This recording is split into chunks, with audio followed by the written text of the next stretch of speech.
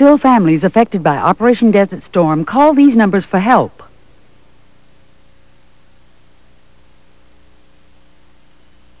Now, from Action 7 News, the most complete newscast in Texoma. This is Action 7 News Tonight. Good evening, I'm Mike McDonald. And I'm Jan Stratton. Authorities in Norfolk, Virginia tonight are investigating whether 4 pipe bombs found at a chemical storage plant were planted by terrorists. Janet Roach reports the plant is located only 5 miles from the world's largest naval base. An employee with Allied Terminals discovered the first device. Within minutes, about a dozen different agencies were on the scene. Members of the Virginia bomb squad suited up to assess the danger. By mid-afternoon, they found a second device.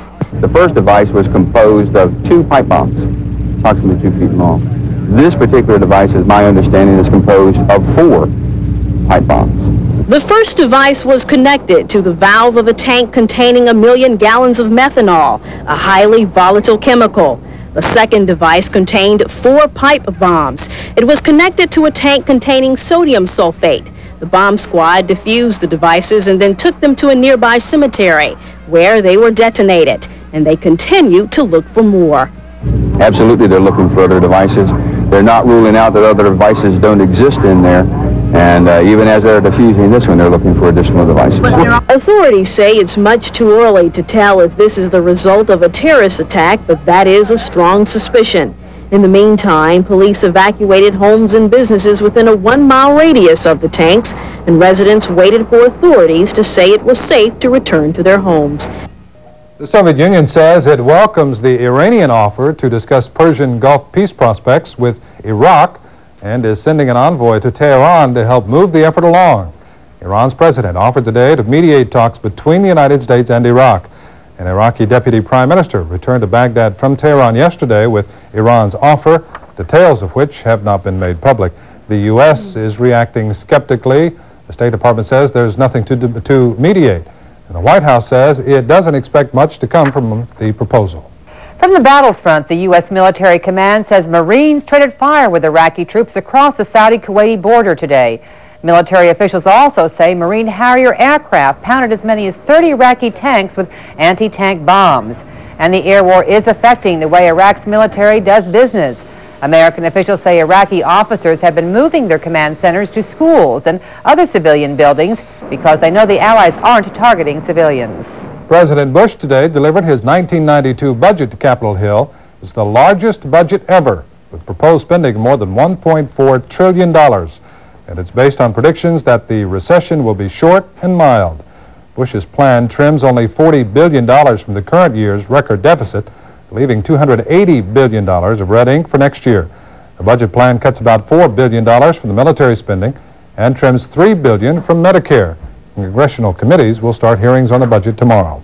Altus and Shepherd Air Force bases are preparing to lose some jobs. It's part of a nationwide reduction of both military and civilian personnel, which total in the thousands. The Department of Defense announced today that Texoma bases will lose approximately 523 slots out of the 130,000 over the next 5 years. The commander of the 443rd Military Airlift Wing at Altus, Colonel Walter Hogle, says the cuts were anticipated and a hiring moratorium is already in place. And the commander of Shepherd's Technical Training Center, Colonel William Miller, says it's the same case there. Of the 262 planned cuts, most were anticipated. And we have identified 166 civilian authorizations to be dropped off the books. So we're that far ahead, and none of those require firing anybody because of the freeze that we've had on hiring. Those were open positions to begin with. He says the cuts will begin in July, but doesn't feel they'll have a big effect. And he says in 1992, Shepherd will be home to many more military. The base will absorb personnel from a training center being shut down in the Midwest. More troops are leaving Fort Sill early tomorrow. Some 120 members of the 445th MP Company of the Oklahoma National Guard, Allen McAllister, have finished their training at Fort Sill and will leave tomorrow in several groups headed for Desert Storm. The soldiers arrived at Sill in January for pre-deployment training. They'll stop at Altus Air Force Base, and from there it's on to Saudi Arabia.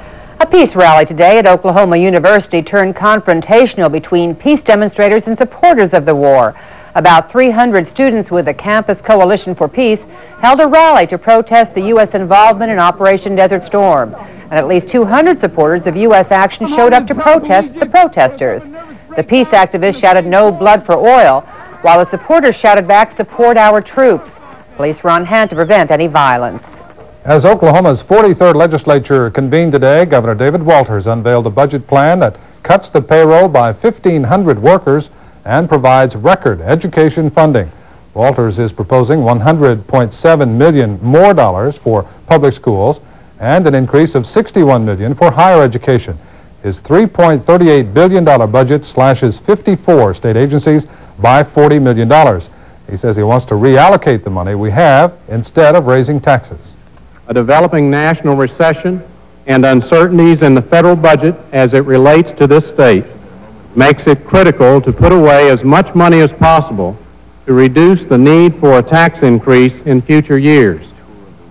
I am committed to funding vital state services, but we should not do so through tax increases. The governor also wants to remove services to children and the elderly from the Department of Human Services and place them in separate departments. And he recommends building 10 more prison work centers and using more private prison space to stop early releases from crowded prisons.